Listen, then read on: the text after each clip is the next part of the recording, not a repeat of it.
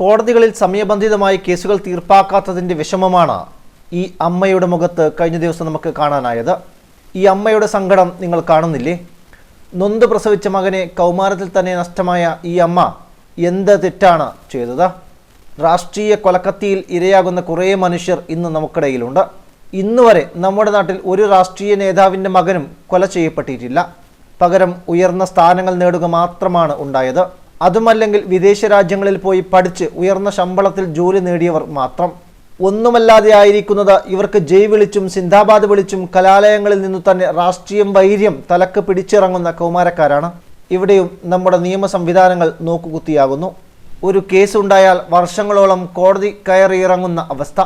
വർഷങ്ങളോളം നിയമ പോരാട്ടം നടത്തിയതിലൂടെ കോടതി യഥാർത്ഥത്തിൽ ശിക്ഷ കൽപ്പിച്ചത് ഇത്തരം അമ്മമാർക്കല്ലേ? പ്രതികൾക്ക് കഠിനമായ ശിക്ഷ ഉറപ്പുവരുത്തണം. ജയിലുകളിൽ മട്ടനും ചിക്കനും വിളമ്പുന്ന സൽക്കാരങ്ങൾ ഇല്ലാതെയാക്കണം. തെറ്റു ചെയ്യുന്നവർക്ക് ഭയം വേണം. അത് ഇപ്പോൾ നമ്മുടെ നാട്ടിൽ ഇല്ലാതെയായിരിക്കുന്നു. ഈ അമ്മയെപ്പോലെ 19 വർഷവും 20 വർഷവും 30 വർഷവും കാത്തിരിക്കുന്ന കുറേ കുടുംബങ്ങൾ ഇനിയുമുണ്ട്. ഇവരാണ് യഥാർത്ഥത്തിൽ മാനസികമായി ശിക്ഷ അനുഭവിക്കുന്നത്. ഈ പാവങ്ങളുടെ കണ്ണീർ കോടതി കാണണം. കണ്ണൂർ കണ്ണപുരത്തെ ഡിവൈഎഫ്ഐ പ്രവർത്തകൻ രജിത്തിനെ വെട്ടിക്കൊലപ്പെടുത്തിയ കേസിൽ 9 RSS BJP പ്രവർത്തകർ കുറ്റക്കാരാണെന്ന് കോടതി കണ്ടെത്തി. നീണ്ട 19 വർഷത്തെ നിയമ പോരാട്ടത്തിന് ശേഷം. അതുവരെ ഈ അമ്മയുടെ മാനസിക വിഷമത്തിന് ആര് സമാധാനം പറയും? പാർട്ടിയോ അതല്ലെങ്കിൽ കോടതിയോ?